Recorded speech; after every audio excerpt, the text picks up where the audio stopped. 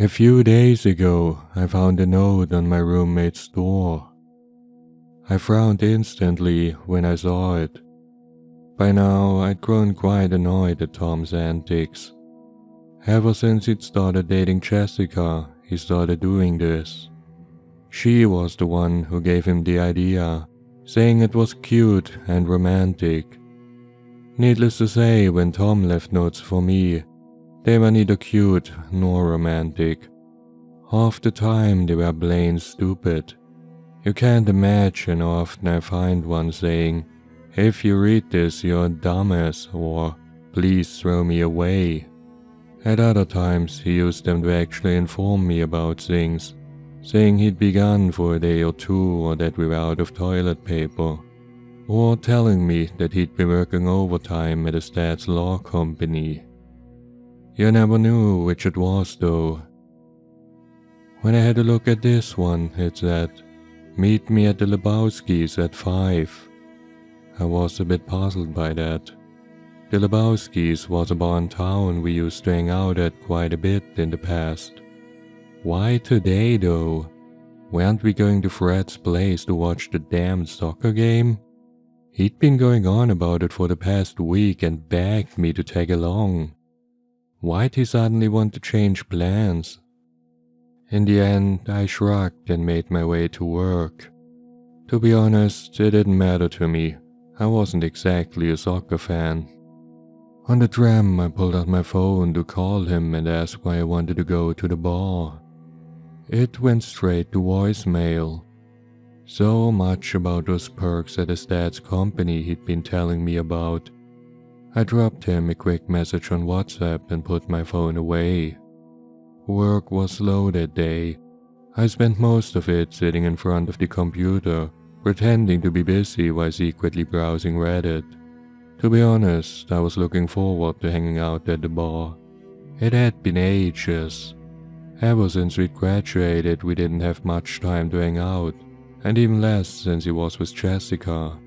It would be nice to chill and have a few beers together again. The moment my shift ended, I was out of the building. 10 minutes later, I was at the bar. It was still 5:15, but I decided to chat up the barkeeper. The dude was pretty much an old friend. "Hey there, how's it going? Been a while, hasn't it?" He eyed me for a moment before he recognized me. His face grew dark in an instant. "Is your friend coming too?" "You mean Tom? Yeah, he told me to meet him here at 5. Been a while since." "Okay, listen up. I've got no problem with you. Get yourself a beer, take a seat, fine by me. Once your friends arrive, you two get the hell out of here, alright?" I was dumbfounded. What did he do? I mean, it's been a while, but I'm pretty sure he didn't do anything. "Don't care, he's not getting in. Not after what happened with the girl." "What girl? What the hell are you talking about, man?" "Alright, listen, you want to know what's up? Get yourself a beer and I'll tell you all about it." Well, I got myself a beer and let the man talk. He told me Tom had been here a couple of months ago with some of his old fraternity friends. Apparently, the guys got quite drunk and started hitting on a group of girls. At first, the barkeeper said he shrugged it off. As the evening continued though, the guys got a bit too touchy, so he told them to knock it off and leave the girls alone. The real trouble started when one of the girls went to the toilet. After a couple of minutes, he noticed that his friends wondered where she was. A quick look around revealed that Tom was gone as well. He frowned and making sure nothing was wrong, he went to check up on things. What he found was Tom pushing the girl against the wall in the hallway. His hand was over her mouth and the blouse was ripped open. The barkeeper tackled Tom in an instant, at which the girl started to scream that he'd wanted to rape her. Of course, Tom said it was bullshit and she'd provoked him, but the barkeeper said he knew what he'd seen.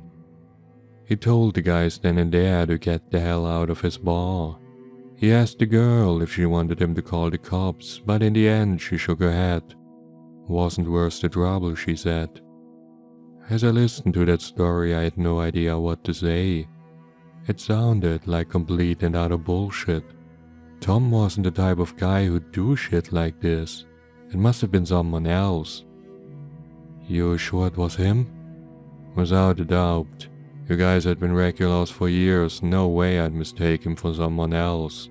I probably recognize his face the moment he steps in. I didn't know what to reply, so instead I decided to wait until Tom would arrive. Hopefully he'd be able to clear this whole thing up and we could move past it. It soon turned 5, then 10 passed, and then a quarter passed. Where the hell was Tom? Finally, someone approached me, but it wasn't Tom. It was some lanky dude who'd entered the bar a while ago. Sorry, are you Chris? I nodded, and before I could even say a word, the guy handed me a note. I'm supposed to give you that. Wait, what's this now? The guy shrugged. Don't know, some random chick told me a guy named Chris would be here at 5. Gave me some money, so why the hell not? I looked down at this new note. What was it with notes today, I cursed to myself. As I scanned it, I saw there were only 2 things on it. A tram station and a line telling me to find Anna Schuster. I sat there, sipping from my beer and looking down at things. Was this another one of Tom's stupid antics? I looked up, trying to find the guy who'd handed it to me, but he was already gone. Instead, I turned to the barkeeper. You know what this is all about? He gave me an annoyed look. What do you think I am, 12? Why the hell would I be passing notes around? I sighed. He was right. This was ridiculous. I finished my beer, paid up, and left the bar to make my way home. I couldn't help but look at the note again. A girl had given it to him, he'd said. Who the hell was it? Had it been this Anna Schuster? Nah, don't think about it. A minute later, I searched for a route to the station on the note. I cursed at myself again, but I was curious what this was all about. The worst part was that the station was on the other end of the city. It would take me almost half an hour to get there. Well, as they said, curiosity is a bitch. When I arrived at the station, I found myself in the middle of nowhere. Other than me, only one person, an old lady, had left the tram. It couldn't be her, I concluded quickly. For a while I sat around, waiting to see if anyone else would arrive. Where the hell are you, Anna? I wondered. After I grew tired of waiting, I got up and had a look around. There was nothing at the station. No notes, no hint, nothing but an advertisement and a timetable for the trams. I googled the name, but all I found were dozens, if not hundreds, of profiles on Facebook. Great, I thought. This was getting more and more stupid.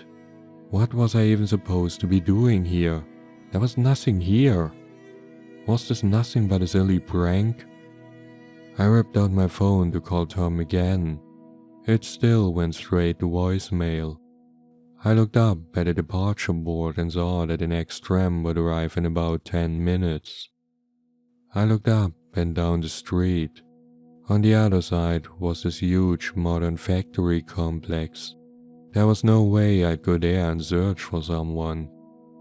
Other than that though, there was nothing. No other buildings nearby. All there was a bounding wall behind me, most likely closing off some private property. Finally, I opened maps to see if there really was nothing else around.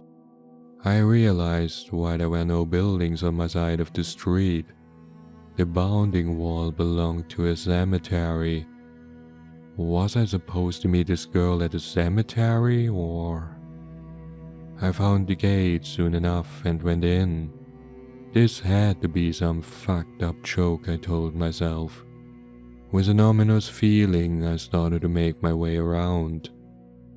I hoped that soon Tom, or maybe some of his fraternity friends, would come out from behind the gravestone to scare me. It didn't take me long to find something else though. Anna Schuster's grave. The date on the gravestone told me she died about half a year ago. The engraved text said that the lovely daughter was taken from her family much too early. What the hell was this all about? Why send me here? Then I got an idea. I took out my phone and this time I searched not only for her name, but also her age and the day she died. At first I saw nothing of interest, until I stumbled upon a long post at a local forum. It talked about the controversial case related to the rape and murder of a young woman. As I started to read, my heart dropped. It described that Anna Schuster had been out with friends but never made it home that evening. She was found the next morning, dead and the victim of sexual assault. The official story was that no perpetrator was ever found, and that the case remained open to this day. The real story though, the poster said, is that it was clear who the perpetrators were. There were witnesses, and there was evidence pointing to a group of young men. They'd been harassing the girl before at a bar. It couldn't be, I thought, as I read on. The poster said those things soon changed. Witnesses changed or retracted their testimony, and evidence vanished. It was a full-blown cover-up. The poster mentioned 7 names in total. One is the supposed son of the head of police, another the son of wealthy parents, yet another the nephew of a politician. The list went on. Tom's name was 6th on the list, the son of a successful and influential local attorney. I read on and found out that the case was dropped without ever making it to trial. I felt cold as I read this, very cold. How the hell had I never heard about any of this? But the answer was right in front of me. They'd swept it under the carpet. Was it true though? Could Tom and his friends really have done that? I had to confront them about this. This was way too serious. On my way back to the station, I kept trolling him once more. He still didn't pick up. Once I was on the tram, I opened up the forum thread again. As I scrolled down, I found pictures of Anna and her family.